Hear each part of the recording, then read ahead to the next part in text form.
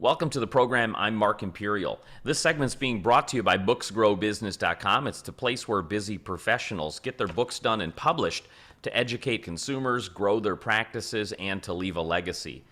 I'm doing a series of spotlights on remarkable business intermediaries, brokers, and M&A experts across the country.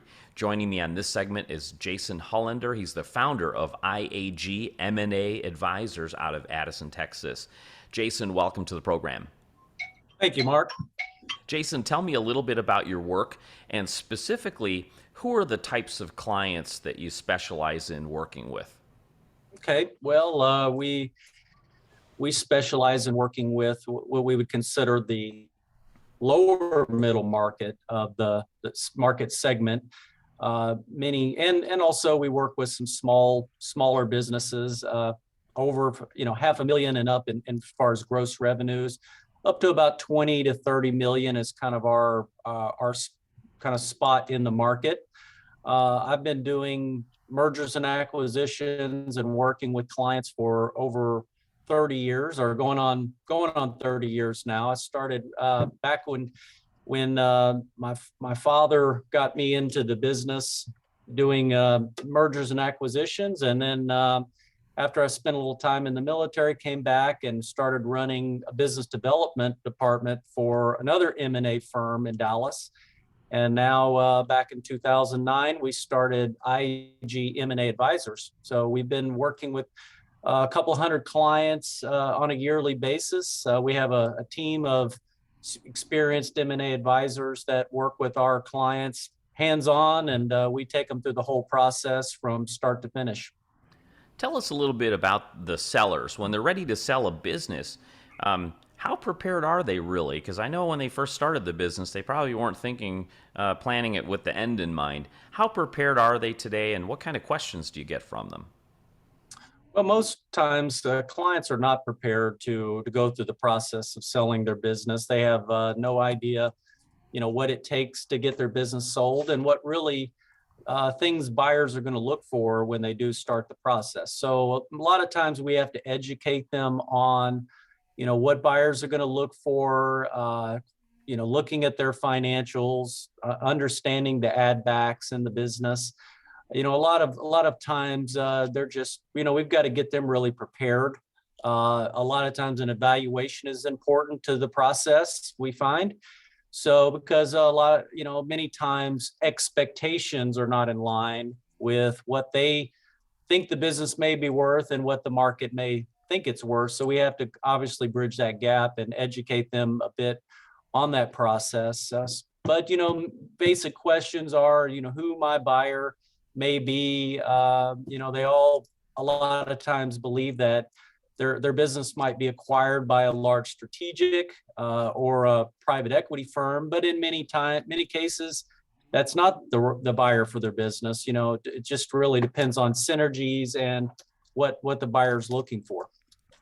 So a lot of these sellers must be doing their own research and kind of figuring out how to sell a business. So in this world of like information overload when they're Googling, are you finding that any really strange myths or misconceptions or misunderstood concepts that keep getting repeated? What do you hear that from your prospective sellers that isn't quite right? Yeah, I mean, they get advice from the internet. They sometimes do online valuation tools or hear from somebody that they sold their business for multiples of revenue.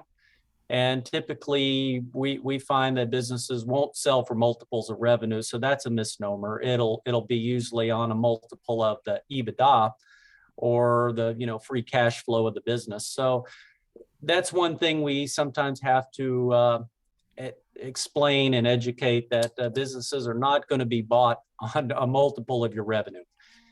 That's sometimes something that comes up.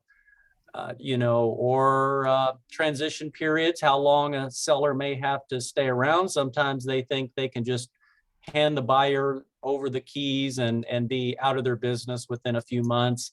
But many times, if they're important to the business operation, they're going to be there for longer, 6 months to up to a year on average. So, the inspiration for this series has been the headlines of the Great Resignation. And we're in a really unique time now. So, from what I hear, a lot of people are leaving corporate jobs and looking to go off on their own and perhaps buy a business with an existing track record, which is a safer way to go than starting from scratch. Do you find this to be true in your area? Has it brought more, the Great Resignation brought more buyers into the market? And what has that done for sellers? Has that given them any extra motivation? Is this really a good time to be selling a business today? Yes, Mark, I would say we've seen a big uptick in buyers leaving corporate America last year, and even going into this year, we're seeing more and more of these buyers that are looking to, let's say, control their own destiny. They have capital that they've put together. Lending is very good right now. We're seeing, some of the best lending environments that we've ever seen in our history. And then there's a lot of capital on the sidelines from different buying groups and a lot of competition. So it is a great time for a seller to be considering selling the business because of all these external factors that are going on in the marketplace right now. So we think it's a great time if a business that is sellable, that has a business that's transferable, to be looking for buyers. But to go back to your original question, yes, so we're seeing a lot of individuals with capital. A lot of them already been pre-approved with SBA. They have lenders ready to go, so they're ready to, buy in. A lot of our deals are happening from those type of buyers too. Wow, it almost sounds like the buyers are more prepared than the sellers in that case. They usually are much more Very, prepared. very interesting. They've From the done seller their side, research. Yes. how far in advance should they start planning and preparing when they want to sell their business, when they're considering doing that? Like, what are the major things they have to get in order, and how far ahead should they start working on it? Well, a proper exit is probably good 3 to 5 years to really start preparing your business. Start working on your financials. Start showing more profit. You can't, 1 year in advance of wanting to get find a buyer and sell your business and get top dollar anyway, then start paying your taxes and start showing all your profits. You want to really start preparing your financials in advance.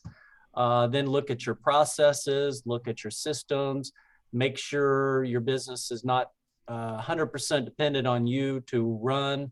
Those different things we call value drivers. Start looking at those things, making improvements, and then take your business to market when things are looking up on an upward trend.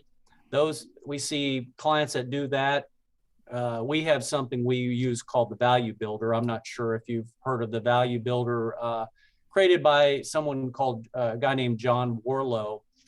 We've been using it a long time. It's a good gauge for the different value drivers in a client's business that we can kind of look at and make improvements on if they're not really ready to go to market right now. Fascinating. Jason, you told us a little bit of the history of your work. Take us back a little bit and give me like what inspired you to get into mergers and acquisitions to begin with? Like, how did you get started in the field, and what made you passionate about the subject? Well, I'm passionate about helping sellers achieve you know a, a goal, achieve exiting their business. I think it's very rewarding when we can help somebody transfer one of the largest assets that they'll probably ever have.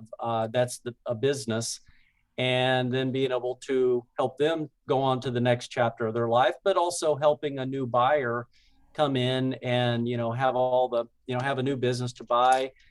Sometimes we have buyers that come back to us after we've sold them a business and they want us to help them.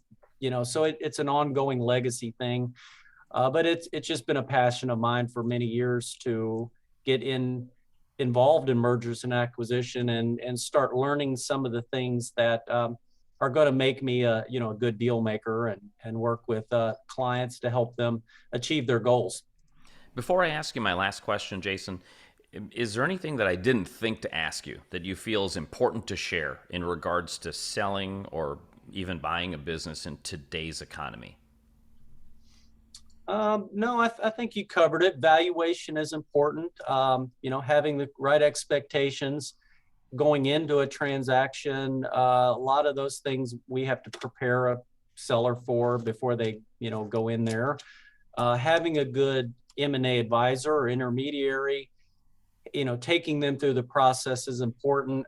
Somebody who can work with the other advisors in the deal. There's going to be attorneys, there's going to be, accountants or financial advisors.